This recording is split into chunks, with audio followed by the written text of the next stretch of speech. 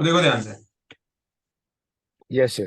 तो हमारे पास क्या हुआ सर कि अगर आप सेंटर ऑफ मास की बात करोगे, ठीक है, तो इस केस में आपको एक अच्छा सा जो आपको वहां पे क्या कहते हैं एग्जामिनेशन में जो डेफिनेशन काम आने वाला है, ठीक है, वो मैं लिख देता हूँ कि हमारे पास it is basically a single point, it is a single हाँ। Point point. which moves yes sir. which moves in same way, which moves in the मूव्स। सेम वे, ठीक है ना, इन द सेम वे, जिसमें हमारे पास सारे के सारे single single yes sir. Particle क्या होते हैं टोटल मास के, वो एक ही जगह उसका फोर्स क्या करता है सर, एक्ट करता है, ठीक है, एक ही पॉइंट को उसका फोर्स क्या करेगा, एक्ट यस सर। करेगा, और that point is basically called what, that point is basically called centre of mass. Centre of mass, ठीक है। तो ये चीज सेंटर ऑफ को मास। डेफिनेशन ऐसे लड़वा लेके गए अपनी। हाँ सर, लेके गए स्कूल में, वही चलता है, लेके बगल में खोल के बैठा हूँ। हाँ तो फिर पहला ठीक है, पेज। तो उसमें जो है ना डेफिनेशन जो दिया हुआ है एज इट इज उसमें डाल देना है, ठीक है। चलो, ओके सर। समझने सर में कोई इस बार प्रॉब्लम सर? प्रदीप घर पे छोड़ के आओ, ऐसे लरोड़ा ही लेके आओ। कोई कोई बात यस नहीं है, सर। प्रदीप का कोई प्रॉब्लम नहीं है। हाँ जी। Okay sir. अब तुम बात कर रहे थे सर सेंटर ऑफ ग्रेविटी और सेंटर ऑफ मास की, ठीक है।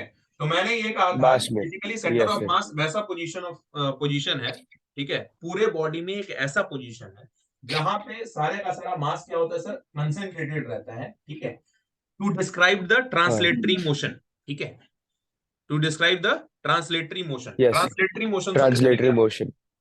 ठीक है, ट्रांसलेटरी मोशन यही होता है बेसिकली कि जो स्ट्रेट लाइन में हमारे पास क्या करे, ट्रैवल करे, ठीक है, उसको हम लोग ट्रांसलेटरी मोशन हाँ कहते हैं। हाँ।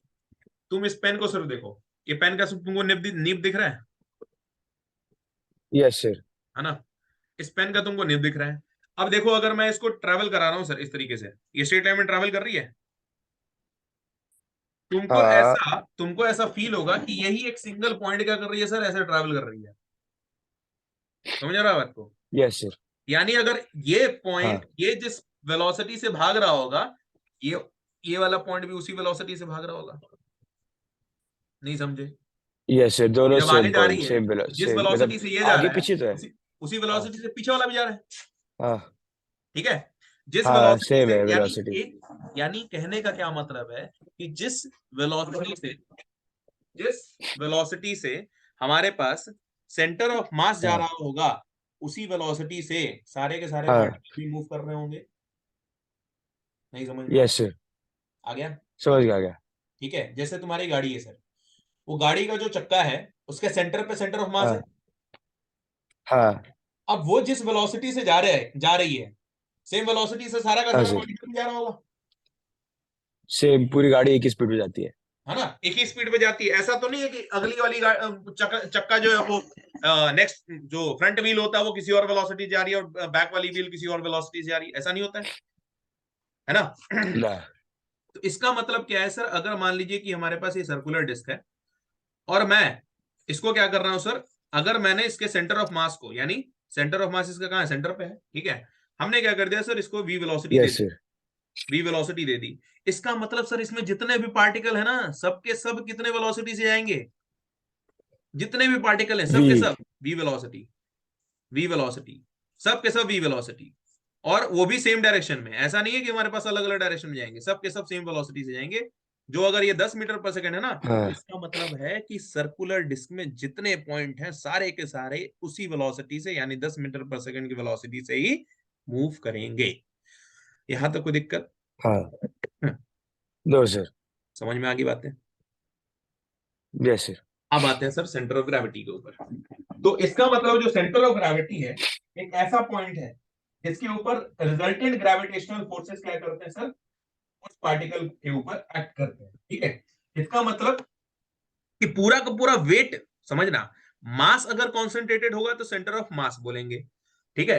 लेकिन अगर हाँ वेट कॉन्सेंट्रेटेड हुआ तो उसको हम लोग सेंटर ऑफ ग्रेविटी कहेंगे, सर, ठीक है। मतलब जहाँ पे एक पॉइंट जहाँ पे ग्रेविटी खींचती है, जैसे कि सर ग्रेविटी सेंट्रल फोर्स है, तो दो सर्कल है तो दोनों के सेंटर से ग्रेविटी नापते हैं हम लोग, सेंटर सेंटर से। बिल्कुल।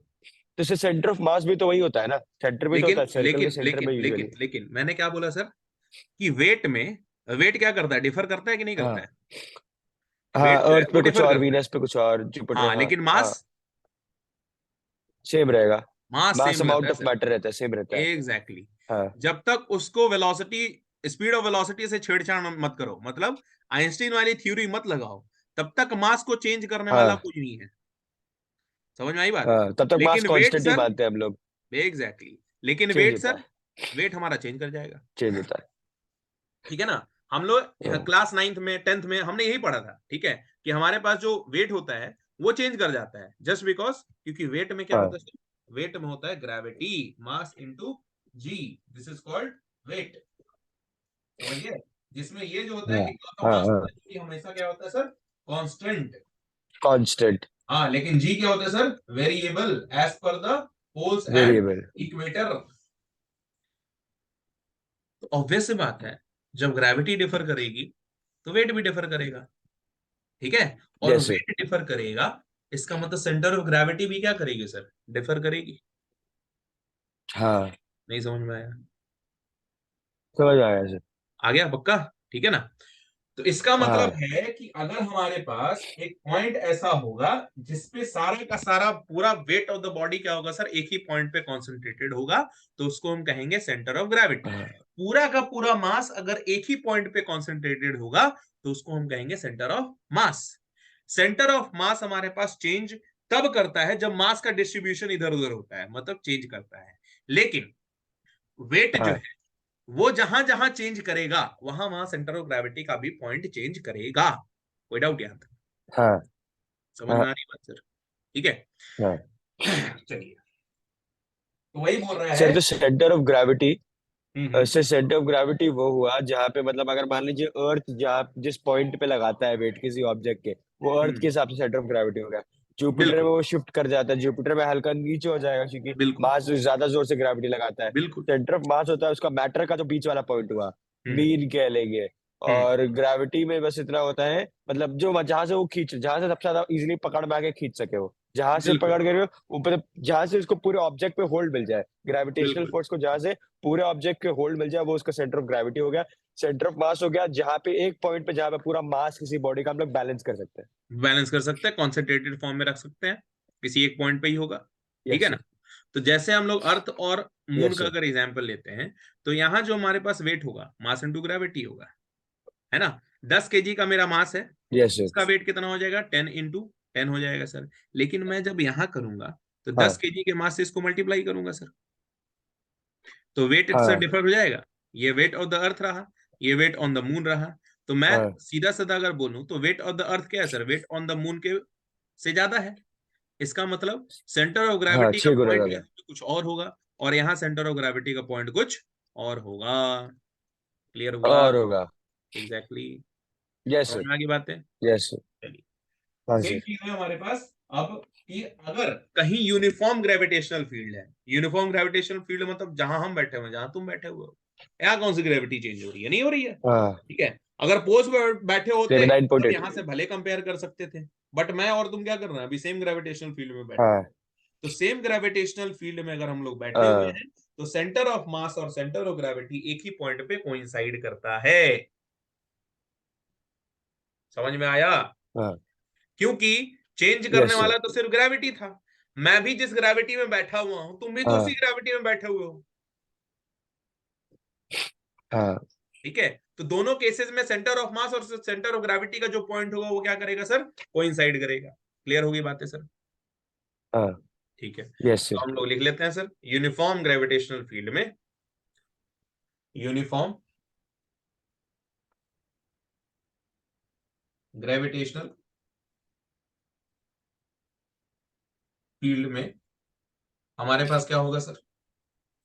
Centre of mass, centre of mass coincides with centre of gravity. हाँ सर, एक छोटा सा डाउट। बोलो। सर, यूनिफॉर्म ग्रेविटेशन फील्ड यानी कि दो अलग अलग जगहों पर ग्रेविटी का फोर्स सेम हो, है ना सर? हाँ, दोनों की जी हमारे वैल्यू पास सेम इक्वल हो, हो। जी की वैल्यू क्या हो? 9.8 मीटर हाँ पर second sir, square but he है। हाँ। हाँ सर, फॉर एग्जांपल मान लेते हैं 10 किलो के दो बॉल्स है ना सर, वो अर्थ पे जहाँ पे आप बैठे, जहाँ पे हम बैठे वहां पे रख दिया। और फिर वहां से हम लोग नाप रहे हैं, तो वहां पे कोइंसाइड कर रहा है, सेंटर ऑफ मास बीच में आ रहा है, सेंटर ऑफ ग्रेविटी बीच में आ रहा है। वही अगर हम लोग उसको वीनस पे लेके चले जाते हैं सर, तब तो मतलब दोनों का वो सेम रहेगा, सेंटर ऑफ मतलब एक दोनों जगहों पर सेंटर ऑफ ग्रेविटी सेम रहेगा, बट वो सेंटर ऑफ मास से कोइंसाइड थोड़ी करेगी, क्योंकि तब तो सेंटर ऑफ ग्रेविटी अर्थ के कंपैरिजन में चेंज हो चुका होगा ना, हल्का सा ऊपर नीचे हो जाएगा सेंटर ऑफ मास ग्रेविटी के कंपैरिजन में। बिल्कुल सही बोल रहे हो तुम। तो फिर सर ये, तो फिर ये से कोई मतलब ये हम लोग कैसे कह सकते हैं, यूनिफॉर्म ग्रेविटेशन फील्ड अगर सेम वो रहेगा तो सीएम कोइंसाइड्स विद सीजी। तो जैसे हमारे यहाँ अर्थ की बात चल रही है ना, तो अर्थ के हिसाब से हम लोग सारा चीज सिर्फ अर्थ मेजरमेंट को। करके बैठे हुए हैं। समझ में आ रही बात? तो वीनस के हिसाब से हाँ। तो हम लोग कंपैरिजन करके यस सर। बैठे नहीं है।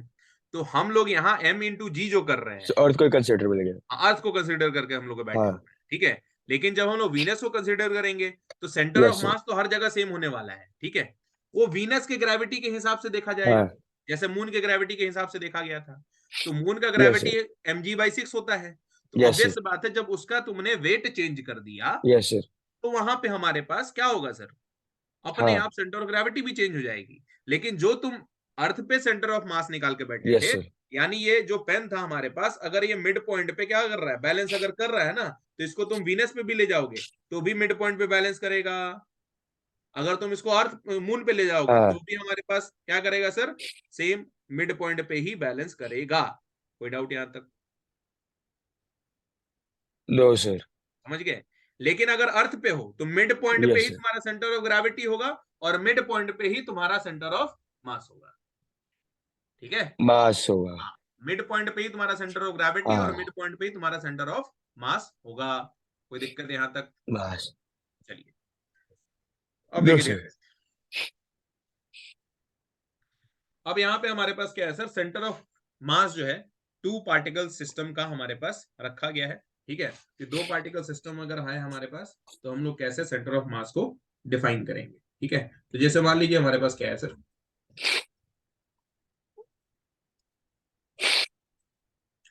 और मैंने तुमको बताया था कि फिजिक्स में क्या चलता है सर? सिर्फ और सिर्फ रेफरेंस चलता है। क्या चलता है? हाँ। रेफरेंस चलता है। तो मैं यहाँ क्या कर रहा हूँ सर? रेफरेंस। हाँ जी, मैं यहाँ क्या कर रहा हूँ, यहाँ जो मैं रेफरेंस लेने वाला हूँ, किसका लेने वाला हूँ सर? ऑरिजिन का लेने वाला हूँ, ठीक है ना। तो मान लो ये यस हमारे सर। पास पॉइंट है, और एक ये हमारे पास पॉइंट है, ये पॉइंट M1, और ये पॉइंट हमारे पास मास M2, ठीक है। तो ऑब्वियस बात है सर, ऑरिजिन से इनका कुछ ना कुछ हाँ। पोजीशन वेक्टर होगा, है कि नहीं? हाँ सर। ऑरिजिन से क्या होगा सर? इनका कुछ ना कुछ पोजीशन वेक्टर होगा। अब उस पोजीशन वेक्टर को अगर देखा जाए, तो पोजीशन होगा वेक्टर सर। क्या होता था, थोड़ा हमको बताओ तो। What is position vector? Sir position में, सर पोजीशन वेक्टर होता है जो किसी रेफरेंस पॉइंट के मतलब किसी भी पॉइंट के रेफरेंस में उसकी पोजीशन बताए। हम लोग उसको यूजुअली मतलब वही एक्स आई कैप जे कैप के कैप से डिनोट करते थे हम वेरी लोग। गुड, वेरी और गुड। उन दोनों के बीच में जो डिस्प्लेसमेंट उनका रिजल्टेंट उनका डिस्प्लेसमेंट होता है। बहुत अच्छे। दो पोजीशन वेक्टर के बीच का जो हमारे पास वेक्टर होता है, वो क्या होता है सर? उनका रिजल्टेंट होता है, ठीक है। Very good. डिस्प्लेसमेंट। हाँ, रिजल्टेंट डिस्प्लेसमेंट वेक्टर जो डिस्प्लेसमेंट, होता यस है, सर। ठीक है जी। तो ये हमारे पास क्या हुआ ना, ये यस सर। R2 वेक्टर पे था, और ये हमारे पास क्या था? R1 yes vector. सर। यानी position of the mass M1 with respect to the origin. Clear है यहां तक? हाँ जी। Yes sir. चलिए, हाँ सर। अब हमारे पास क्या होगा सर? हाँ। ऑब्वियस बात है कि कहीं ना कहीं जो इसका सेंटर ऑफ मास होगा, इनके बीच में ही लाई कर रहा होगा सर, है ना। कहीं ना कहीं हाँ इनका जो सेंटर ऑफ मास होगा, वो क्या कर हाँ रहा होगा? इनके बीच में ही लाई कर रहा होगा। सर, बट वो तो इंडिविजुअल के लिए डिफर करेगा ना, M1 का मतलब बीच में रहेगा, उसके M2 का उसके बीच में रहेगा। अच्छा, इन दोनों की ग्रेविटी वो थोड़ा सा ये वाला समझ गया है, क्योंकि दोनों के तो दो अलग अलग सेंटर ऑफ मासेस होंगे ना। दोनों का मिला करके कहाँ है, वो पूछा जा रहा है तुमसे। दो पॉइंट पार्टिकल है, कैसे हैं? अच्छा, उन दोनों को अगर एक सिस्टम कंसिडर कर लिया। Exactly exactly। कि अगर उन दोनों को एक सिस्टम कंसिडर कर लिया जाए, ठीक ओके। है, तो उनका सेंटर ऑफ मास क्या होगा? हाँ, ठीक है। तुम तो एक काम करो। हाँ हाँ, दोनों के बीच में आएगा। हाँ। Exactly exactly। तुम अगर यस मान सर। लो कि बचपन में वो क्या कह सकते हैं उसको, कार्टून देखते थे, हाँ सर। तो उसमें एक कैरेक्टर होता था सर, वो शायद ड्रैगन बॉल जी में वो कैरेक्टर था शायद, ठीक है। कि वो कैरेक्टर क्या करता था ना, उसके पास एक ऐसा वेपन था हाँ। कि दोनों साइड में उसके पत्थर बंधे हुए थे और वो क्या कर रहा था सर, एक रस्सी उसमें बंधी हुई थी, वो क्या करता था, ऐसा फेंकता था और क्या होता था ना कि उसके पैरों पे ऐसे घूम घूम हाँ, वो करके वो गोल बंदा गोल गिर जाता। घूमता था ऐसे से। हाँ, ऐसे ऐसे घूमता था, ठीक है ना। तो तुम भी एक बाहुबली काम में तो करना। सीन था सर वो। एग्जैक्टली हाँ तो वो दो अलग अलग पार्टिकल थे ना, दो अलग अलग पार्टिकल थे, तो तुमने क्या किया हाँ, सर। लेकिन रस्सी से बंधे हुए थे। एग्जैक्टली तो तो रस्सी एक से जो सेंटर ऑफ बंधे मास हुए के थे, आसपास रिवॉल्व कर रहे थे ऐसे। बहुत अच्छे पकड़ा सर। तो वो यही सिस्टम है, हाँ समझ में आ रही बात, वो यही सिस्टम हाँ है। हाँ, क्लियर है यहाँ तक। चलो, समझ गए सर। Very okay. गुड। तो यस इसका सर। हमारे पास कुछ ना कुछ सेंटर ऑफ मास का कुछ ना कुछ पोजीशन होगा सर, हमने मान लिया आर वेक्टर, कोई दिक्कत हमको। हाँ जी। अब देखिए ध्यान से, दो सर। ये पॉइंट हमने मान लिया पी, ठीक है। तो इसका जो हमारे पास सेंटर ऑफ मास होगा, आर हाँ सेंटर ऑफ मास जो हुआ, ठीक है ना, तो इसको मान हाँ लो तुम आर सेंटर ऑफ मास, वो हमारे पास क्या होगा, m1 × r1, m1 × r1 plus m2 × r2, हाँ m2 × r2 डिवाइडेड बाय हाँ। हमारे पास क्या हुआ सर, m1 प्लस हमारे पास m2। थोड़ा याद करो, m section into formula. x2 plus n into x1 divided by m plus n, या m1 × x1 multi plus m2 section into x2 formula. Divided by m plus 1, ये same section formula ही है। समझ गए, कोई दिक्कत है यहाँ तक। अच्छा सर, ये लेकिन एक, अच्छा तो हम लोग पॉइंट पी मतलब RCM जो वेक्टर है उसका पॉइंट पी का हो गया आपका M1 और R1 थोड़ा सर। अच्छा। समझ गए, ये क्या हुआ सर, ये जो पॉइंट पी पे जो हमारा सेंटर ऑफ एम। मास होगा ना, सेंटर ऑफ मास कहाँ होगा, पॉइंट पी पे हमने मान लिया, तो उसका भी तो हाँ पोजीशन वेक्टर होगा ना कुछ, उसको हाँ निकालने के लिए जब आपका m1 मास दिया हो, हाँ m2 मास दिया हो, पोजीशन वेक्टर दिया हो दोनों का, तो आप आराम से उसके सेंटर ऑफ मास का पोजीशन वेक्टर निकाल सकते हैं। हाँ। Okay, so this is the position using vector section of formula. Centre of mass, ठीक है, centre of mass of two system of particles, two system of particles. Clear है। अच्छा okay sir, तो उसमें जो M1 X1, हाँ समझ गया सर, समझ गया। ठीक है, अब समझो ध्यान से कि अगर मान लो कि तुमने ही बोला कि सर हमारे पास जो पोजीशन वेक्टर होता था वो एक्स आई कैप, वाई जे कैप और जेड के कैप में होता था ना, हाँ उनके पॉइंट्स आते थे। होता था। हाँ जी। तो हमने मान लिया सर हाँ आर सेंटर ऑफ मास जो होगा वो तो एक हमारे पास पोजीशन वेक्टर है ना, तो ऑब्वियस से बात है X centre of mass I cap, हाँ जी, Y centre of yes mass sir. J cap, हाँ जी, Z centre of J mass cap. K cap, है ना। अब के देखो, कैप। R1 वेक्टर अगर लेकर के चलोगे तुम, तो ऑब्वियस बात है वो कोई पॉइंट होगा, तो x1 आई कैप, y1 जे कैप और z1 के कैप, ठीक है। J then cap. Again R2 vector के अगर हो, cap. x2 I cap, y2 J cap और X2 z2 I cap, Y2 J cap, और Z2 z2 के कैप। K cap. बिल्कुल सही सर। अगर मैं इसको लिखना चाहूं अलग अलग करके, तो मैं तो आराम से लिख सकता हूं, कैसे सर, एक्स सेंटर ऑफ मास अगर होगा तो m1 multiplied by x1 plus m2 हाँ। मल्टीप्लाइड बाई x2 और डिवाइड बाई हमारे पास क्या होगा सर, m1 प्लस m2। कोई डाउट यहां तक। थोड़ा सा अनक्लियर है क्या sir, x centre of mass, sir ये क्या है मतलब आई कैप वाला वैल्यू है, एक्स एक्स एक्स मतलब एक्स कोऑर्डिनेट का वैल्यू है। एग्जैक्टली अगर हम लोग x वाला पोजीशन निकाल रहे हैं तो हमें क्या चाहिए सर, x वाले पोजीशन हाँ, ही चाहिए। नहीं समझ में आया। तो हम लोग सिर्फ एक्स वाले से मल्टीप्लाई करेंगे। बिल्कुल, हम लोग क्या करेंगे, सिर्फ x वाले से मल्टीप्लाई हाँ, करेंगे। ठीक कितने है, से पूछे। क्या। हाँ यस जी, सर। हाँ जी। अगर मुझे वाई सेंटर ऑफ नहीं मास सर, चाहिए तो आप मैं क्या बताइए। करूंगा, m1 into M1 Y X2, M1 M1 और m2 into by y two plus divided M2 by Y2, m1 plus m2। M1 M2। Very good. अगर मुझे चाहिए जेड सेंटर ऑफ मास तो मैं क्या लिखूंगा sir, m1 into z1 plus, हमें M1 Z1 हाँ जी, divided by, plus M2 Z2, very good. तो हम क्या करेंगे सर, आराम से क्या करेंगे, M1 x, प्लस M2। बिल्कुल x कोऑर्डिनेट निकल गया सेंटर ऑफ मास का, y कोऑर्डिनेट निकल गया सेंटर ऑफ मास का और z कोऑर्डिनेट निकल गया सेंटर ऑफ मास का। इसमें कहीं कोई डाउट है तो बताइए सर। Yes sir. ठीक है, क्लियर होगी बात नो तो। सर। चलिए सर। हाँ सर।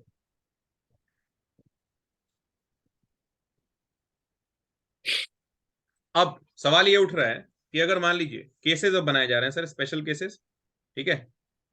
हाँ, कितने बजे तक क्लास करना है तुमको? हाँ सर, आज तो 10:15 तक का था आज, लेकिन वो लेट हो गया था, तो आज सर आज 1 ही घंटे का कर रहे थे, अगले दिन अगले क्लास से 1.5 घंटे का वो कर लेंगे। ठीक है फिर, ठीक है।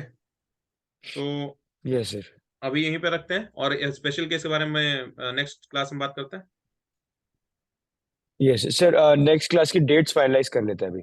हाँ बोल दो। सर आप वेंसडे फ्राइडे को फ्री नहीं रहेंगे, है नहीं, ना? उस दिन तो आप फ्री नहीं। नहीं रहेंगे वेंसडे फ्राइडे को? तो हम्म। सर काम करते हैं, सर फिर हम लोग ऐसे कर सकते हैं क्या, ट्यूसडे थर्सडे और सैटरडे कर सकते हैं, ट्यूसडे थर्सडे सैटरडे ऑल्टरनेट रखना है ना। ऑल्टरनेट। सर आपके हिसाब से मोस्ट फिजिबल कौन सा रहेगा? सैटरडे को कितने बजे करोगे तुम? सर सैटरडे को सर वो हो जाएगा सर अभी, क्योंकि मतलब मैं इसलिए बोल रहा हूँ क्योंकि सर अभी 26 जनवरी को मार्च पास्ट है, तो हम्म। उसके पहले रात को प्रैक्टिस चल रही थी। तो अगर हम्म। मतलब अभी अगर दिक्कत आ रही है सर, मेरे को बस दो ही चीजें चाहिए थी। 26 तक सर मतलब मैं चाहता था कि मतलब एक एक दिन मिल जाए मेरे को प्रैक्टिस करने के लिए, एक दिन मैं रात को ट्यूशन कर लूँ और एक हम्म। दिन मैं प्रैक्टिस कर लूँ, तो वो हम्म। अगर हो जाता सही रहता। ये तो 26 को 3 दिन बाद 26 है, उसके बाद खत्म हो जाएगा मार्च पास। फिर ये रहेगा सर कि अगर हम लोग मंडे के बाद अगर सीधे थर्सडे को क्लास करेंगे तो काफी लंबा गैप हो जाएगा। तो फिर मतलब वो फ्लो ऑफ कंटिन्यूटी सब जो होता है ना सर, वो थोड़ा टूट जाता है, फ्लो ब्रेक कर जाता है। तो मतलब हम्म। ऑल्टरनेट डेज पे फिर भी बेटर रहता है कि एक दिन छोड़ करके भी थोड़ा याद रहता है कॉन्सेप्ट, इतना रिवाइज करने के बाद याद रह जाता है। तो वही सर आप मतलब देख करके आप मतलब आप बताइए आपके हिसाब से क्या सही रहेगा? देखो, क्या है कि मैं कल और परसों रहूंगा नहीं, ठीक है, क्योंकि मेरा एग्जामिनेशन है, ठीक है, हाँ। रांची में। Yes sir. तो इस वीक हाँ सिर्फ, सर। इस वीक क्या कर लेते हैं, हम लोग हाँ। थर्सडे को कर लेते हैं, ठीक है, और संडे को कर लेते हैं, ओके सर। हाँ ठीक है ना। थर्सडे संडे को ठीक हाँ, है सर। और नेक्स्ट वीक से हाँ जो है सर। हम लोग ट्यूसडे, फिर उसके बाद हाँ। थर्सडे, ठीक है। और तुम सैटरडे को कितने हाँ तारीख को सर। करना चाहते हो, मतलब कौन से टाइम में करना चाहते हो? सर सर सैटरडे को मेरी इवनिंग प्रेप होता है, लगभग सैटरडे को 6 मतलब 6 से 8 के 6 से 7:30 के सही कह रहा हूँ, 5:30 मतलब पौने 6 से 7:30 के बीच में कर सकते हैं। और फिर रात में कर सकते हैं इसी टाइम के आसपास। और दो उससे टाइम है पहले? सर सैटरडे को। सर उससे पहले सैटरडे को पॉसिबल नहीं हो पाएगा, संडे को दिन में पॉसिबल हो पाएगा। सैटरडे को मतलब सबसे अर्ली शाम को ही पॉसिबल हो पाएगा सर। और ये छः संडे मतलब में दिन में पॉसिबल पाँच होगा? चार संडे में दिन में संडे को पॉसिबल दिन में पॉसिबल होगा। होगा? हाँ होगा सर। हाँ, तो एक काम करते हैं, फिर हाँ संडे को संडे को दिन में दिन रख में हो लेते हैं, जाएगा। ठीक है। ठीक है, ट्यूसडे सैटरडे संडे ठीक है सर। ट्यूसडे, थर्सडे और संडे हम लोग कर लेते हैं, ठीक है। संडे कुछ एक्स्ट्रा कर लेंगे हम ओके लोग, सर। एक बार तो 2 घंटे कर लेंगे, ठीक है, 1.5 घंटे, दो हाँ घंटे, ठीक है ना। Okay sir. हाँ हाँ, तो ये सही थोड़ा रहेगा सही हो हाँ जाएगा, सर। तो इस दिन 2 घंटे कर और लेते सर हैं। हाँ बोलो। Yes sir. सर बोलो बोलो। आपके पास आपके दिमाग में कोई अच्छे केमिस्ट्री टीचर भी हो तो बताइएगा सर थोड़ा। Chemistry teacher? केमिस्ट्री के लिए कोई हाँ कोई केमिस्ट्री के लिए पढ़ाने वाले हो सर, जो ऑनलाइन देख ले, बताइएगा। अच्छा, एक बात बताओ, ये तुम कब तक कंटिन्यू करोगे मेरे साथ? सर ये तो कर सकते हैं सर अभी, मतलब जितने दिन स्कूल में है, 12th का सिलेबस भी स्टार्ट करना होगा क्योंकि फाइनल्स तक ये कर लेते हैं, मतलब एग्जाम टाइम में बस क्लासेस नहीं करेंगे, एग्जाम टाइम के पहले तक करेंगे, एग्जाम टाइम नहीं करेंगे फिर उसके बाद दोबारा कंटिन्यू कर लेंगे। ठीक है, तो फिर यहाँ पे तुम आओगे भी, ऑब्वियस सी बात है, ठीक है ना। तो हाँ समर वेकेशन में आएंगे सर। हाँ, तो समर वेकेशन से पहले तक। बस हो गया सर समर, 5 मिनट। अच्छा ये सर ठीक आप है। बोलिए आप बोलिए सर। तो समर वेकेशन के पहले तक मैं सोच रहा हूँ 2 चैप्टर अपन कर लेंगे ऑनलाइन, ठीक है ना। हाँ 12th का ना सर। हाँ, 12th का, और फिर उसके बाद समर वेकेशन में मैं कोशिश हाँ। करूंगा कि मोस्ट ऑफ द सिलेबस कर लिया जाए, ठीक है। हाँ सर स्ट्रेटेजी यही रहेगी। क्योंकि सर मतलब okay sir. Sir summer vacation के पहले एक महीना 12th की पढ़ाई यहाँ पे चलेगी, बहुत मार्च में अच्छी। फाइनल एग्जाम्स खत्म, अप्रैल का पूरा महीना स्कूल चलेगा 12th चलो के सही, सिलेबस के साथ, ठीक फिर है समर वेकेशन होगा, तो फिर हम तो लोग सही उसमें है। कर सकते हैं आराम से। हाँ, बिल्कुल कर सकते हैं। हाँ तो सर। गैप नहीं रखना ठीक है, है सर। ठीक है। कॉन्टिन्यूटी हाँ बरकरार रखनी रेगुलर है। मेंटेन। हाँ, और रेगुलर मेंटेन है। मैं कह रहा हूँ कि अगस्त तक तुम्हारा सिलेबस मैं कंप्लीट करा दूंगा फिजिक्स का, ठीक है सर। ठीक है ना। और उसके बाद तुम मेंटेन सितंबर, करेंगे सर, अक्टूबर, यस सर। नवंबर, दिसंबर, ये 3-4 महीने तुम्हारे पास बचेंगे सिर्फ और सिर्फ रिवीजन करने के लिए, ठीक है। हाँ क्वेश्चंस प्रैक्टिस करते करते पूरा एकदम बिल्कुल फुल आदत हो बिल्कुल जाएगा। बिल्कुल। ठीक है फिर, okay sir. Good night. Yes sir, thank you so much sir, good night sir. Thank you, thank you, good night. I hope सबको समझ में आ गया होगा।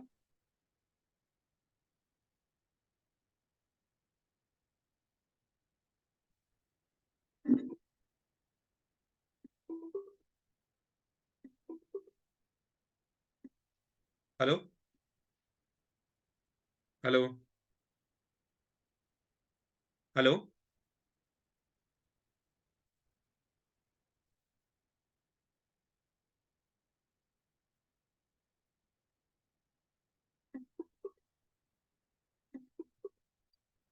Hello, hello. हाँ, मैं ये कह रहा था कि आज के लेक्चर में सब कुछ समझ में आया कि नहीं आया?